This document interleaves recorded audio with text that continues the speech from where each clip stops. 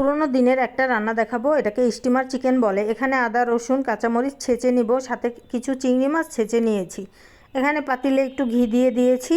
আজকে রান্নায় কোনো বাটা মশলা হবে না, কোনো তেল ব্যবহার হবে না, কিন্তু খেতে ব্যাপক লাগে। একবার হলেও ট্রাই করে দেখবেন, এতটা মজা এই চিকেন রান্নাটা। তারপরে অল্প কিছু পেঁয়াজ দিয়েছি, তারপরে সাথে গোটা গরম মশলা দিয়ে দিলাম, দারুচিনি এলাচ তেজপাতা। যখন হালকা ভাজা হয়ে যাবে চিকেনটাকে দিয়ে দিয়েছি হলুদের গুঁড়া মরিচের গুঁড়া আর ছেঁচে রাখা আদা রসুন কাঁচামরিচ গরম মশলার পাউডার, আর দিয়ে দিব সাদা গোলমরিচের গুঁড়া। দিয়ে মশলাটাকে খুব সুন্দর করে কষাতে হবে।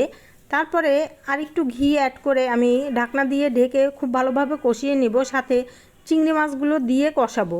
যখন কষানো হয়ে যাবে তখন আমি গরম ঝোল দিয়ে, একটু ঝোলঝোলে এই রান্নাটা হবে। নান রুটির সাথে খেতে কিন্তু খুবই কম মশলায় এত মজার রান্না আমি আর কখনো খাইনি, আমি প্রথমবার করেছি। তো এখানে দেখতে পাচ্ছেন বাটার আমি কিউব করে কেটে নিয়েছি। নামানোর আগে একটু বাটার দিয়ে জাস্ট ঢেকে রেখে দিব।